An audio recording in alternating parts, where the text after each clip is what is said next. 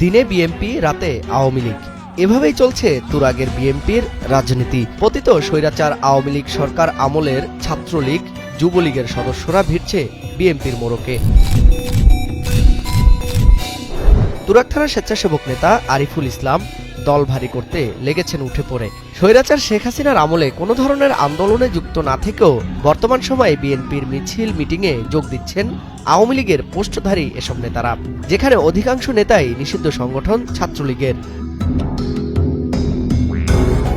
কালের কণ্ঠের হাতে আসা কিছু ছবি বিশ্লেষণ করে দেখা যায়, তুরাগ থানা স্বেচ্ছাসেবক দল মিছিলে যেসব জনশক্তি যোগ দিচ্ছে তাদের বটবৃক্ষ হয়ে দাঁড়াচ্ছেন আরিফুল ইসলাম। তার ডান পাশে অবস্থান ওয়ার্ড ছাত্রলীগের নেতা হীরা, যিনি কিনা ঢাকা উত্তরের 52 নং ওয়ার্ড ছাত্রলীগ নেতা।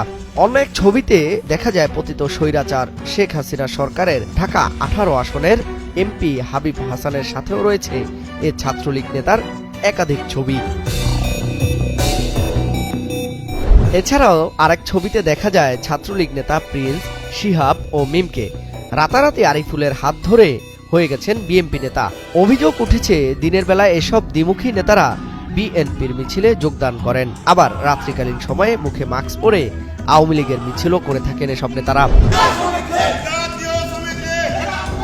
আওয়ামী লীগ নেতাদের বিএনপিতে ভেড়ানোর অভিযোগের বিষয় জানতে চাইলে আরিফুল জানান, এরা তো কেউ পলিটিক্যাল না। সবচেয়ে বড় কথা যেটা, এই যে ছেলেগুলোর নাম বলতেছেন, এরা তো রাজনৈতিক কোনো পোস্টেড না। ইভেন আমিও তাদেরকে কোনো পোস্টে কখনো আনি নাই, কিংবা সামনেও আনবো না। এরা তো হইলো এলাকার ছোট ভাইয়ের মতো ডাক দিলে হইলো প্রোগ্রামে যায়, এরকম। এরা তো কেউ পোস্টেড লোক না। বৈষম্যদের ছাত্র আন্দোলন যে উত্তরায় তো ম্যাসাকার হয়েছে, তো সেক্ষেত্রে তারা কি আন্দোলনে সংযুক্ত ছিল কিনা? না, এটা সত্য কথা।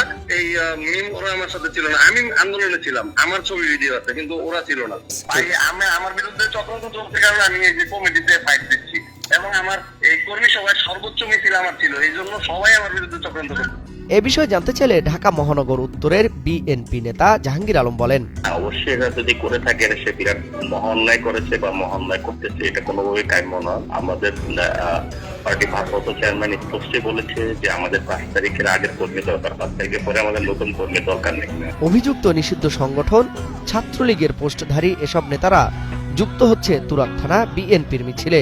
অভিযোগ রয়েছে এরা বৈষম্য বিরোধী ছাত্র আন্দোলনে ছাত্রদের ওপর বারংবার হামলা চালায়। সাধারণ ছাত্র জনতার দাবি, দ্রুত সময়ে অভিযুক্তদের আনা হোক আইনের আওতায়।